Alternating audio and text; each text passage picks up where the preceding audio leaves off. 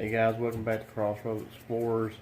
I'm actually at home with Marnie's backdrop she uses for her Three Girls and a Cup of Joe. We were wanting to go out and do some filming this weekend, but unfortunately we got snow. And we were not able to go out and do any filming. So I did find a SD card with some videos we did back in the summertime, and thought I would upload one for you to watch. So it's Church Street during the daytime, and I hope you all enjoy it.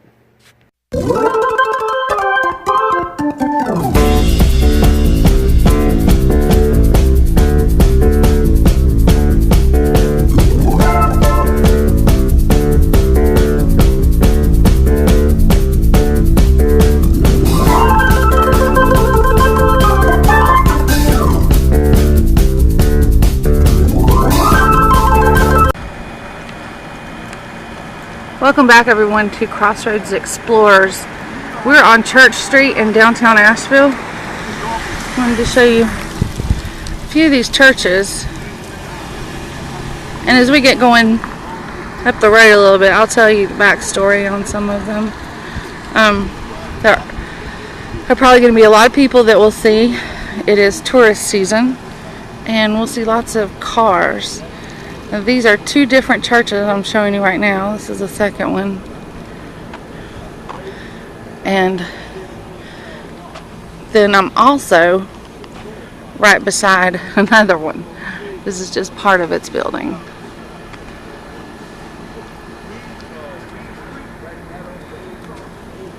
I think a lot of cities have a church street. Seems like, where they have a lot of churches. But are theirs as haunted as ours? I don't know. I haven't been through here and seen any apparitions. I have seen something funny here one time. I don't believe Troy was with me. It was somebody else. And we ran and chased them. Much younger days. Had a good time. This is an absolutely beautiful church right here. And this is just the halfway mark on this church.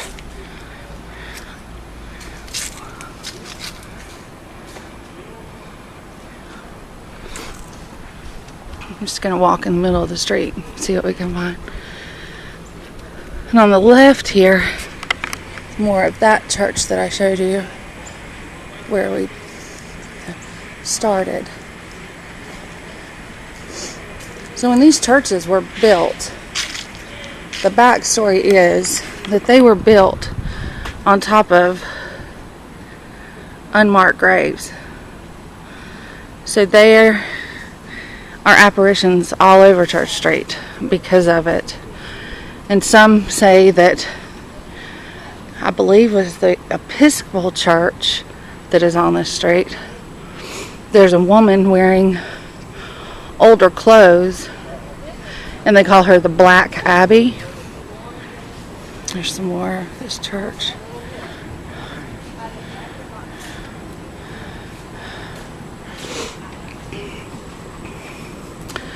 And some more of this one.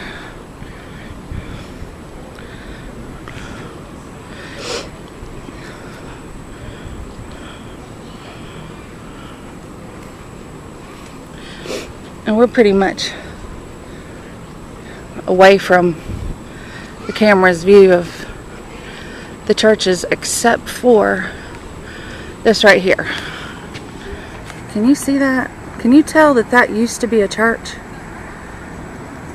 It turned what used to be a church into a laundromat or cleaners, an old cleaners, something like that. But pretty cool how they left that mark in there and used what used to be a church around their cleaning business.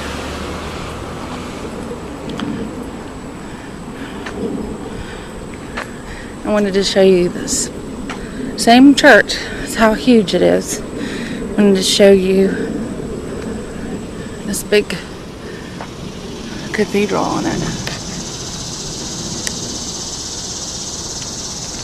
See if I can get close to that cross.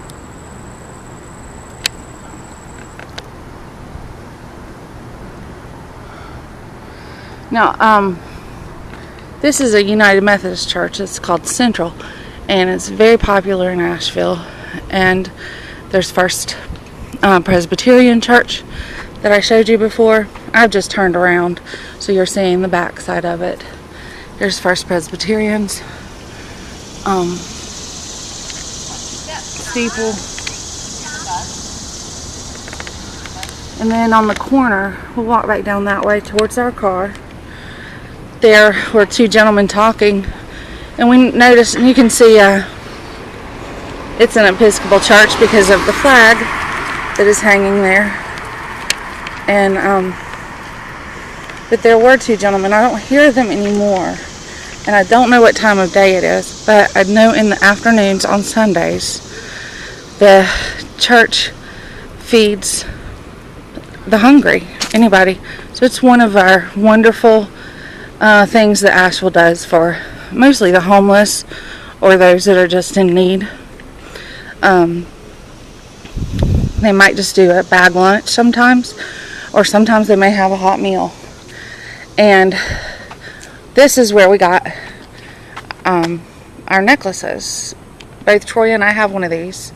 It was a wedding gift. Yes, they were a wedding gift from a very, very... way you have to get them. Tell me about that. There is a certain way you have to get them. We did not get them. A dear friend of ours earned them. You have to go, as far as I have been told, 4 Sundays in a row to church. I don't know how they keep up with it because there are so many of them. But somehow the minister makes these, does something about it. He has them made. I don't know. Or has them ordered, but he will give you one.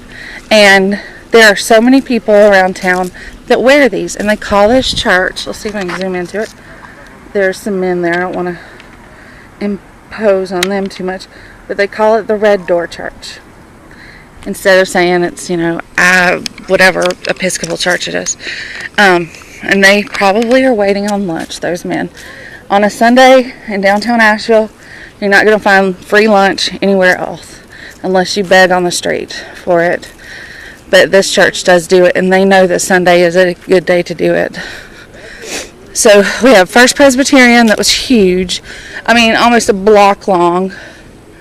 We had Central United Methodist, and we've got, what is this Episcopal church called? Trinity. Trinity Episcopal, that's what it's called. Yeah, and Trinity has out of all of them, they got the tiniest little cross up there, but at least they have one. That's cool. Trinity is beautiful behind, and I believe the part behind has a what's the house that the minister lives in? Parsonage. A parsonage. I believe there's a parsonage back there. It sure does look like it. If not, it's just office buildings. But that is, other than maybe this building behind the bushes, it may be part of these churches. I'm not quite sure. Could have been something they own. It could be something that they own. It could be offices they rent out if they don't own it.